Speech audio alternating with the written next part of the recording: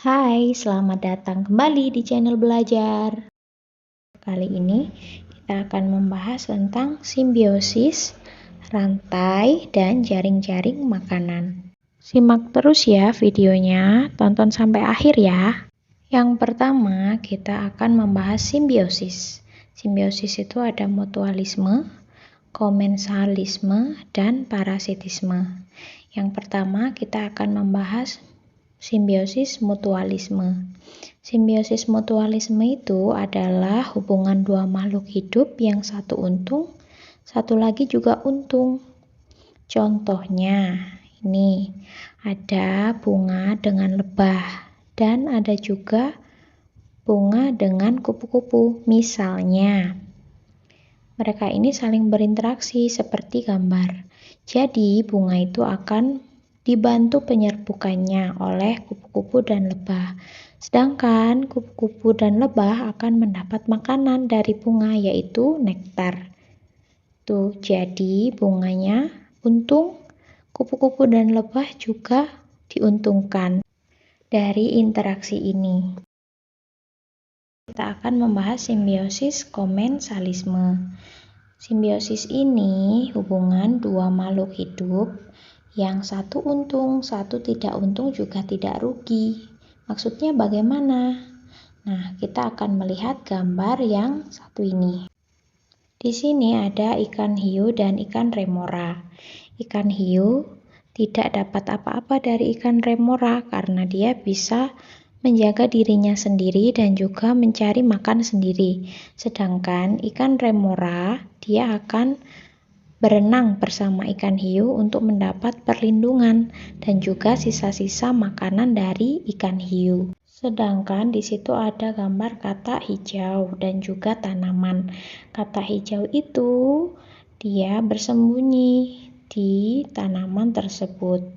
Jadi katak hijau itu dia mendapat perlindungan dari tanaman, sedangkan tanamannya tidak dapat apa-apa.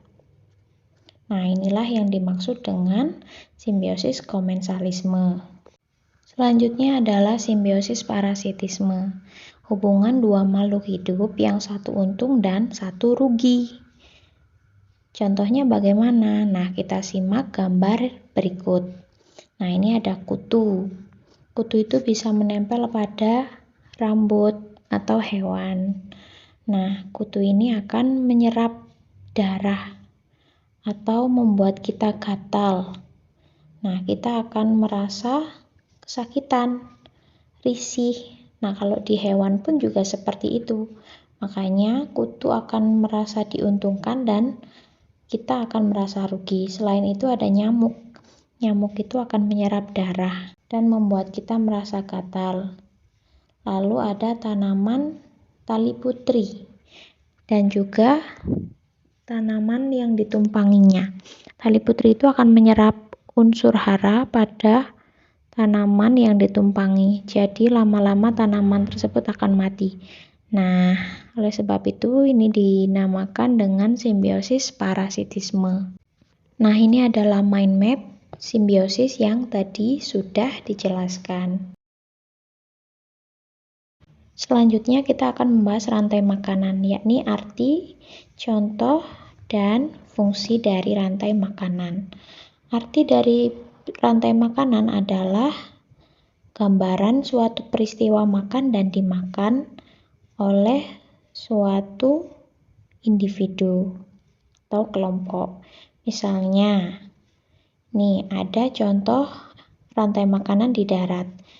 Itu ada padi dimakan oleh belalang, belalang dimakan oleh burung kecil dimakan oleh ular, dan ular dimakan oleh burung hantu. Pada peristiwa rantai makanan tersebut, yang menjadi produsen atau penghasil makanan itu adalah padi. Konsumen satu itu adalah belalang, konsumen dua adalah burung kecil, konsumen 3 adalah ular, dan konsumen puncak itu adalah burung hantu. Nah, selanjutnya adalah contoh rantai makanan di laut. Di situ ada primary producers, itu adalah produsennya. Dia akan dimakan oleh konsumen pertama, lalu dimakan oleh ikan kecil, konsumen kedua dimakan oleh ikan yang lebih besar, itu konsumen 3, dan ikan yang berukuran lebih besar tadi akan dimakan lagi oleh ikan yang sangat besar di konsumen 4.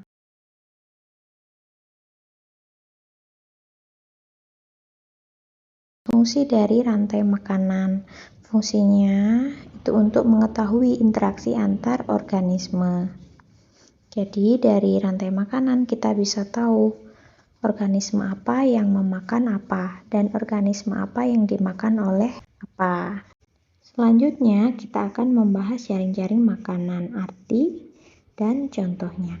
Arti dari jaring-jaring makanan itu adalah gabungan dari beberapa rantai makanan seperti tadi. Contoh jaring-jaring makanan yang ada di darat seperti ini. Misalnya itu ada wortel yang dimakan kelinci, kemudian dimakan rubah. Lalu ada rumput, dimakan kelinci, dimakan rubah juga. Rumput itu juga dimakan oleh belalang, belalangnya dimakan oleh burung kecil, belalang juga dimakan oleh burung hantu, dan seterusnya. Kemudian contohnya yang ada di laut itu ada fitoplankton sebagai produsen, akan dimakan oleh zooplankton dan juga dimakan oleh udang. Udang dan zooplankton akan dimakan oleh ikan. Nah, ikan kecil itu akan dimakan oleh burung camar. Kemudian burung camar akan dimakan oleh anjing laut. Kemudian di situ ada seaweed. Seaweed itu adalah rumput laut yang akan dimakan oleh kepiting. Kepiting akan dimakan oleh cumi-cumi. Cumi-cumi dimakan oleh penguin dan juga singa laut. Nah, dan seterusnya. Cukup sekian ya pembelajaran hari ini. Jangan lupa subscribe, like, share, dan komen. Terima kasih. Sampai jumpa lagi.